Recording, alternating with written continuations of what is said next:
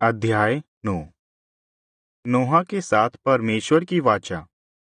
तब परमेश्वर ने नोहा तथा उनके पुत्रों को यह आशीष दी, फूलों फलों और पृथ्वी में भर जाओ। पृथ्वी के हर एक पशु एवं आकाश के हर एक पक्षी पर, भूमि पर रेंगने वाले जंतु पर तथा समुद्र की समस्त मछलियों पर तुम्हारा भय बना रहेगा। ये सभी तुम्हारे अधिकार में कर दिए गए हैं। सब चलने वाले जंतु जो जीवित है तुम्हारा आहार होंगे। इस प्रकार मैं तुम्हें सभी कुछ दे रहा हूँ, जिस प्रकार मैंने तुम्हें पेड़ पौधे दिए। एक बात का ध्यान रखना कि मांस को लहू के साथ मत खाना। मैं तुम्हारे जीवन अर्थात लहू का बदला जरूर लूंगा। मैं उस जानवर का जीवन मांगूंगा जो किसी व्यक्ति को मारेगा। प्रत्येक मनुष्य से दूसरे मनुष्य के खून का बदला जरूर लूंगा। जो कोई मनुष्य का रक्त बहाएगा, मनुष्य द्वारा ही उसका रक्त बहाया जाएगा, क्योंकि परमेश्वर ने अपने रूप में मनुष्य को बनाया है।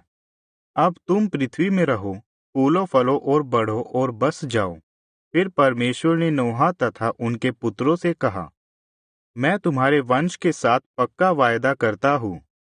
यही नहीं किंतु उन सब के साथ जो इस जहाज से बाहर आए हैं, पक्षी, पालतू पशु तथा तुम्हारे साथ पृथ्वी के हर एक पशु से भी वायदा करता हूँ। मैं तुम्हारे साथ अपनी इस वाचा को पूरी करूंगा कि अब मैं जल प्रलय के द्वारा सभी प्राणियों और पृथ्वी को कभी नाश नहीं करूंगा।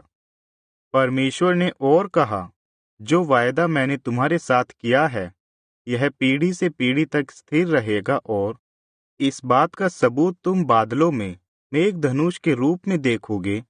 यही मेरे एवं पृथ्वी के बीच में वाचा का चिन्ह होगा।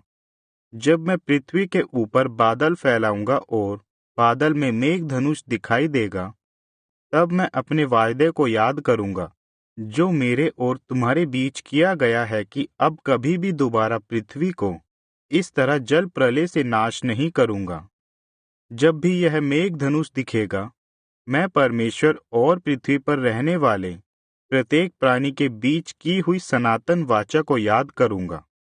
परमेश्वर ने नोहा से कहा, जो वायदा मैंने अपने तथा पृथ्वी के हर एक जीवधारी के बीच किया है, यही उसका चिन्ह है।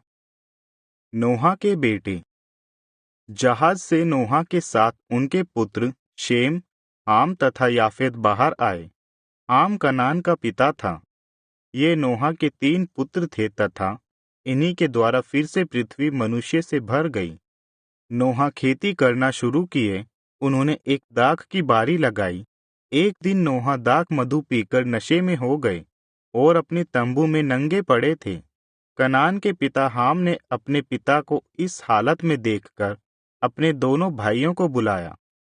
शेम तथा याफेत ने एक वस्त्र लिया और दोनों ने उल्टे पांव चलते हुए अपने पिता के नंगे देह को ढक दिया।